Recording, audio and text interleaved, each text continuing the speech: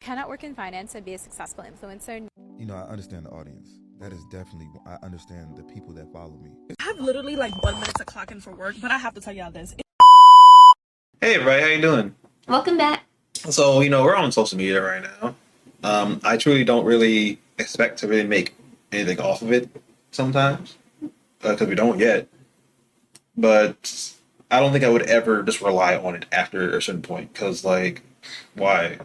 Yeah, you shouldn't rely on just one source of income anyway, so it's just better to keep your options open because these websites and platforms can shut down just like Vine and maybe TikTok, and there's nothing you can really do about it.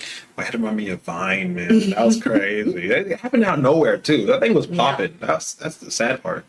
Yeah, and then it's just inconsistent because you don't really know exactly how much you'll get each month. Yeah. So it's always best to have something else going on because I don't know, depending on which companies you go for, some of them won't take like YouTube or TikTok on the resume. Yeah.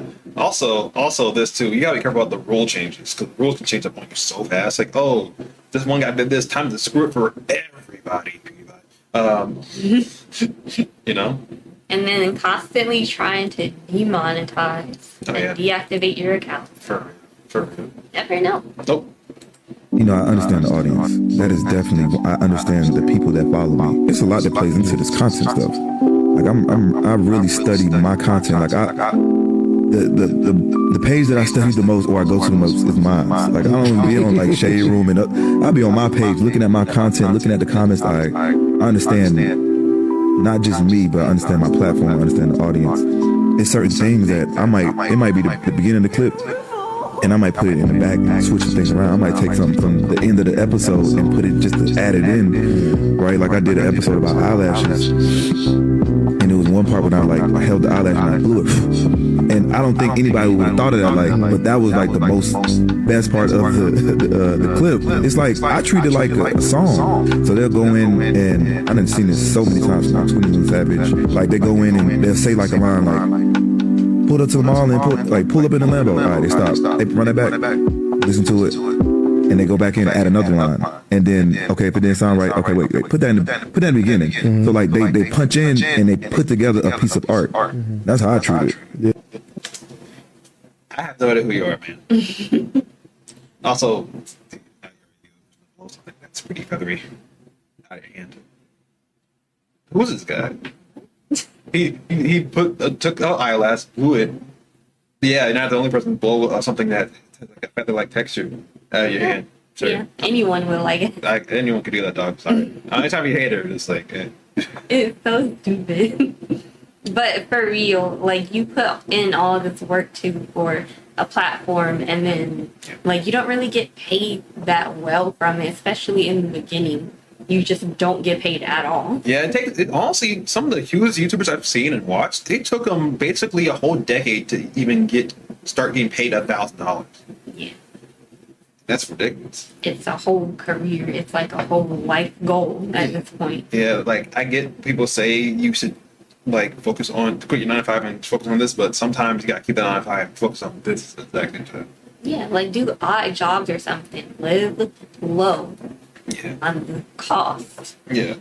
But like it could be a good retirement thing so that you can have that. Oh, it was definitely. Oh, since you bring that up, I'm not trying to yap, but there is an old man who used to be a sniper in the military, and right now he's streaming video games, being a sniper at all times, and that got him so many views. Like, oh, I used to be a real sniper, and he'll teach real sniper skills in a war game. I'm like, that's crazy. Yeah, see, that could make generational wealth, and then when you're gone, at least like your descendants can take over that in some way or at least benefit from it. Yeah, it's also educating everybody how to be sniper. Watch out, all systems. I probably should be good. I said watch out, all systems. I probably should not be saying that. Just jokes. Just jokes. Let me explain the whole I'm struggling thing. Yes, I do own 10 houses. So yes, I am well off, 100% in terms of having assets. It's what we call in America being asset rich and cash poor. 100% of that revenue from the houses, I'm putting back in the houses to fix them up. Get rent from the houses that are ready, and I use the money to fix up the houses or to buy other ones. This is the thing that many entrepreneurs first understand. Once you start making money, it's not like you can spend it all. Now it's time to reinvest it and grow your business. TikTok, theoretically, the income from the beta program literally saved me, because in February of this year, I decided to pull out from my cash savings that I put aside a year earlier as a safety cushion would help me to survive for 2 years if I were making zero in real estate, which did not happen. I took out that money to invest in the latest home I'm doing. Exactly in that month, TikTok started to pay me with the TikTok beta program. In the first month I made 2 grand, second month I made 6 grand. I used that money to push it also in my real estate and to also pay for my whole trip to Italy, where I finally saw my family after a long while. So I'm very thankful for that. I'm actually very thankful that it happened. Everything was fine up until 5 days ago, where my clicks, my revenue per 1,000 views went from 80 cents all the way to 1. So I am definitely struggling. I believe I have the net worth for somebody that should be 60 years old and not 28. However, of course, when you see yourself making 3 to 6 grand every single month, and then from one day to another it's zero, and you keep on working. It's not like I got fired. That's one thing. You got fired, you find another job. No, I'm still working, but now working for free. I need to find a way to monetize. That is the struggle, which is okay. We gotta find a way. That's the whole situation. And it honestly is so easy to be like, you can say one thing and it's gone. It's all gone. Your fans hate you now. No one wants to be around you. Yeah, that would be the worst part about being on social media. Yeah, let me take that. It's legit. Like, he was just chilling, just doing the thing he regularly do, thinking that got popular. I'm like, oh hey, you're not popular anymore. You're over. Your trend's over. Yeah, and especially if people hate you or you say something controversial, like when you go to get a job, you might not be able to even get a job. Oh, so that's the biggest digital footprint of all time is your first career. Yeah. Yeah. It's not good. And that's why, truly, if you're definitely doing like this stuff, you gotta have multiple streams. You better stream. You better do videos. You better have a website. Do everything, because Like, just use the income to get set up in life and get the basics, the cheapest but good quality that you can find, so that you're set up at least, and you're not like actually relying on it. For real.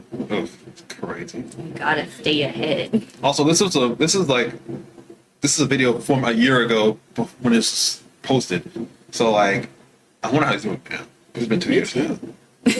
Just remember to always live below your means, because people like this, they will make more money, and then that means that they just want to get a mansion or whatever now, and that's a lot of upkeep, especially starting other businesses too. You can't spend all of the millions of dollars that you're making, because you have to put it back into your business. Yeah. It's just sad. It is. Cannot work in finance and be a successful influencer, not because of the time constraints, but because of the rules and regulations that are placed on people who work in finance. Before I quit my job in finance, I had to take 5 series exams to be licensed and credentialed. Every job in finance has different exams and different amounts of exams you have to take, but one of the biggest things with these exams is they get you like FINRA credentialed to be able to provide financial advice to someone, or whatever your finance job necessitates. One of the biggest rules is that you're not allowed to have an external job or an external source of income. And the better and bigger the bank you work for is, the more strict they are with this rule. Because if you think about it, I'm an influencer, and L'Oreal, which is one of the biggest makeup companies in the world, they send PR probably every single day to every single influencer. They have 1,000 brands. Even if you don't know you're buying from L'Oreal, you are. If I work in finance and I'm suggesting a stock to someone, and I'm suggesting L'Oreal, there's a huge conflict of interest if L'Oreal is sending me gifts every single day. And that's just one instance. Imagine if there was a small private company that sold beauty products that was going public, and you're doing the deal on it, and you're an influencer who's getting payment either in gifts or straight up money from these people. And if you're not super successful, if you're just like a small, it's going to be fine. But the minute you start getting a check from a company, which all of these successful influencers are getting multiple times a week, you need to declare that as external income, and the bank you work for is not going to be okay with that. Let's say you're doing a deal on the competitor for L'Oreal, and L'Oreal is writing you a check every week, and then someone asks you your opinion on the company, and you say something negative and misconstrued because you're getting a check from L'Oreal outside of your job. And it just becomes such a mess for the people in compliance to deal with, they are never ever going to want to let you get away with that. Let's not forget, the people in compliance are predominantly women, and the influencers who are making money online are also predominantly women who overlap because they're probably talking about the same things. So then it comes down to, are you going to pick your side hustle, which honestly could be more lucrative than your finance job and way more flexible, or are you going to pick your job in finance, which is a personal choice. We do need the same rules for Congress. I see that in the comments. It's because, like, why is it that a citizen can't just like, oh, hey, I work for stop people. Also, I do like doing it at the same time. If I say something good, I'm fired? What? Exactly. It's crazy. It's very insane. Truly, I don't think I'd be quitting a finance job like that for influencing. I'll probably, bank up some bank and then quit for influencing because, I'll have banking money then. But, Yeah, because it's just insane that you can't even have another job or another source of income too. But make the most out of it and just make the money at that point. For real, it's kind of stupid. Yeah. First thing I had to do when I quit my 9 to 5 and became a full-time TikToker/creator is get my own health insurance. I lost all of the corporate benefits that I had. I thought this was going to be a lot harder than it was, but it really wasn't. I called the health insurance company that I had at my corporate job, told them my age, any general information on my health, like if I took medicine or whatever. They walked me through a few plans. I signed. Totally transparent, I pay about $350 between medical and dental insurance a month. When I was at corporate though, I was getting about $76 taken out of each paycheck. So I'm paying $200 more for health insurance than I was when I was working at corporate. Next thing I had to do was make myself an LLC, a limited liability corporation. Doing this saves you a shit ton of money because you can expense things. Like I can expense my phone bill because I use my phone bill to make content and my content is my job. If you're making any kind of money off TikTok or content creation, you're going to want a CPA who can help guide you through all of this process, but it's really not as hard as it seems. Little headaches of getting set up in the beginning are so worth not having to work corporate, at least for me. Sorry. I really do see it more and more now. That's when big streamers themselves come out saying, hey, actually having not having a job and start this mess is actually the worst idea you can really do. I've seen some points it could be good if you have more time for it, but still he's paying $300 for insurance and then trying to make money off of this. Sir, you had $75 a month off of insurance. Yeah, for real. And this person in the comments is saying, it could be cheaper to just pay cash at some of these places. So, yeah. Yeah, true. But, I need to have that health insurance. I get in a car crash and I get knocked out. I'm not in the hospital without that. You know what I mean? Yeah, you don't want to get in the ambulance. They're going to charge you $3,000 to $4,000. Don't worry, guys. I'll reset my own bones. Yeah. And then walk away. Thank you. No, thank you. I've been seeing quite a few videos of influencers saying that they're having to get 9 to 5s again. Everything that she's saying in that video is so true, and I want to chime in on this because I've actually quit my job to be a full-time creator, and there's a lot that I learned. While I definitely don't think it's impossible to be an artist or a creator without a job, it's definitely helpful because at the end of the day, being a creator or an influencer is running a business, and to run a business, you need money. So I would say it's either important to have a job while starting out, or if you have other skills and talents that you can leverage off of, sell products or services that can make you money consistently, so that way you're not dipping into your profits as an influencer or a creator. Not only that, but it's going to really help you be more selective with certain brand deals that you want to take versus taking anything and everything that comes your way because you feel like you have to. But at the end of the day, I don't think it's wise to have one source of income regardless, so you need to have multiple streams of income.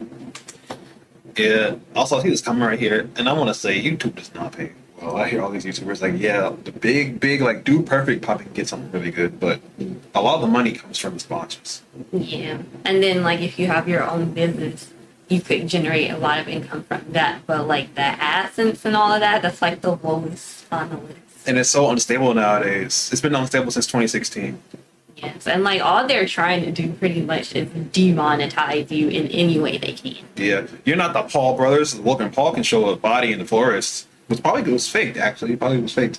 But as soon as someone else, talks about some big situation that's going on, you said the F word once. You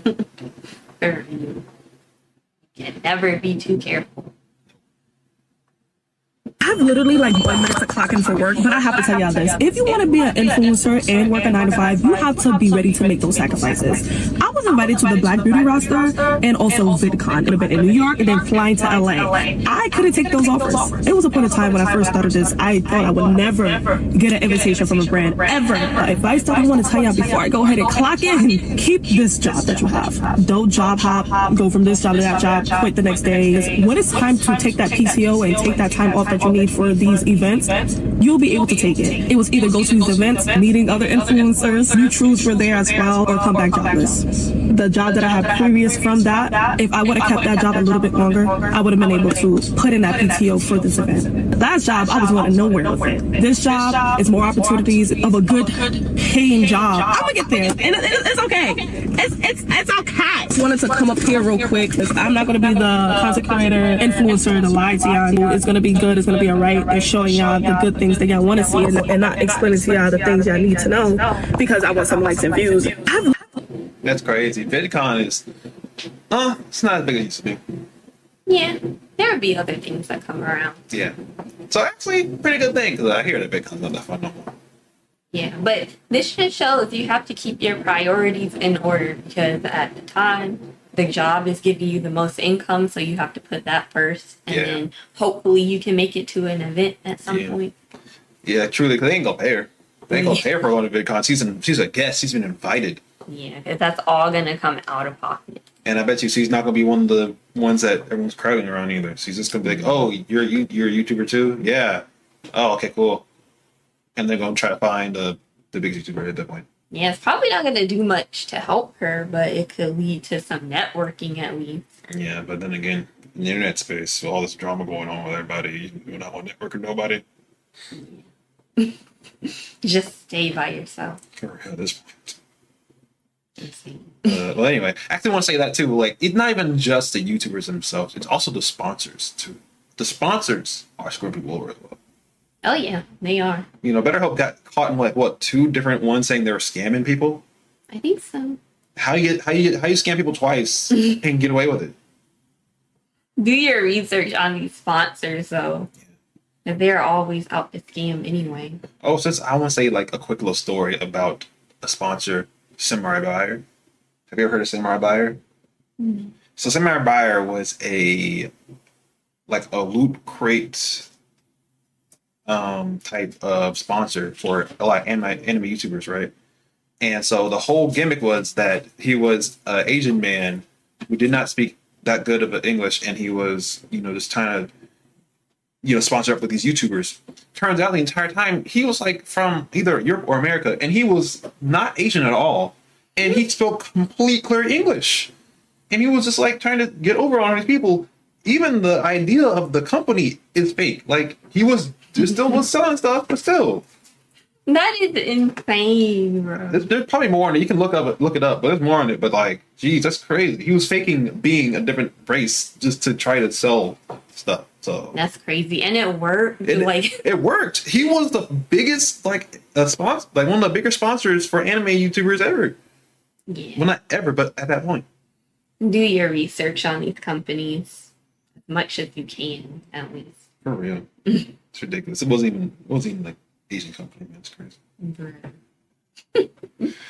But anyway, thank you for watching the video. Please remember to like, comment, and subscribe. Share the video, and please get us to 1,000 subscribers. Bye, guys. Bye.